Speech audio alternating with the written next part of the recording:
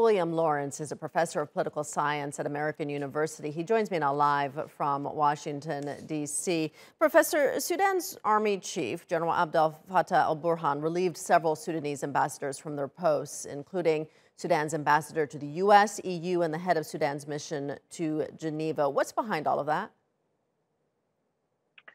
There were 12 ambassadors that made statements against the coup or military takeover.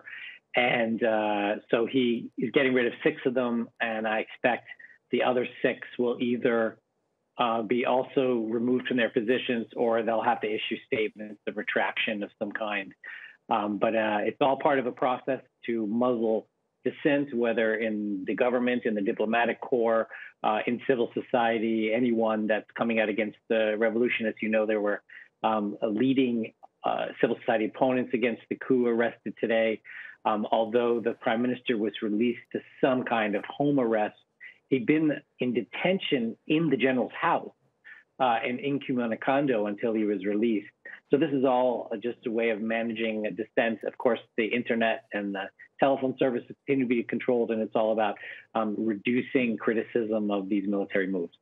And General Burhan defended the coup, saying it was meant to avoid civil war. But what do you make of the timing, just weeks before the general was due to hand over the leadership of the Sovereign Council to a civilian?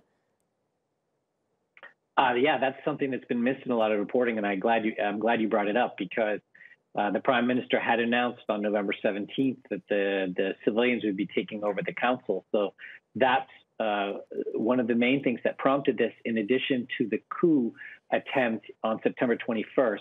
And the coup attempt by elements of the former regime on September 21st sent a clear message to this military group that they were, being attacked from all sides, that they needed to protect themselves, or they would lose financially, politically, and in every other way, geopolitically, if they didn't make a move. So I'm not really justifying what they did, but these were the triggering actions.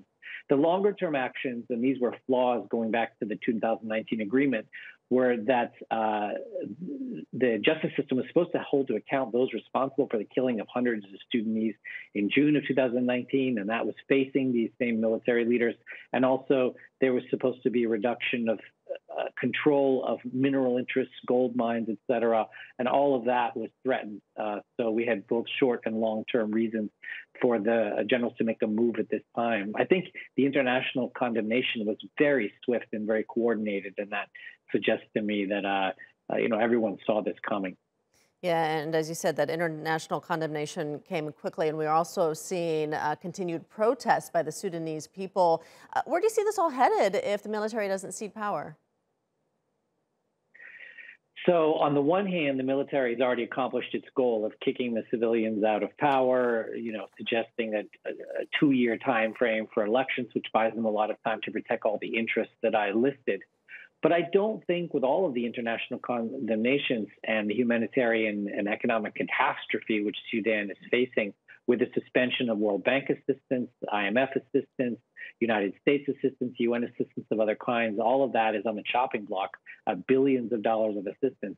And the risks of the Juba Accord falling apart, war with South Sudan again, the spillover effects from the Ethiopia war. There's going to be so much pressure on these generals that what I expect they're going to try to do is mount another civilian military alliance with more subservient civilians at its fore, including the small group of civilians that broke away from the larger group that are supporting the military in these moves. And try to say, well, this new arrangement is really a fulfillment of the 2019 agreement, just with new faces. I don't think the international community or most of the Sudanese people will accept that, but they're going to be forced to create some sort of facade rather than just these military moves, which so far have been unsuccessful in convincing anyone of the sincerity of their move. All right, we'll leave it there. Professor Wilam Lawrence joining us from Washington, D.C. Thank you.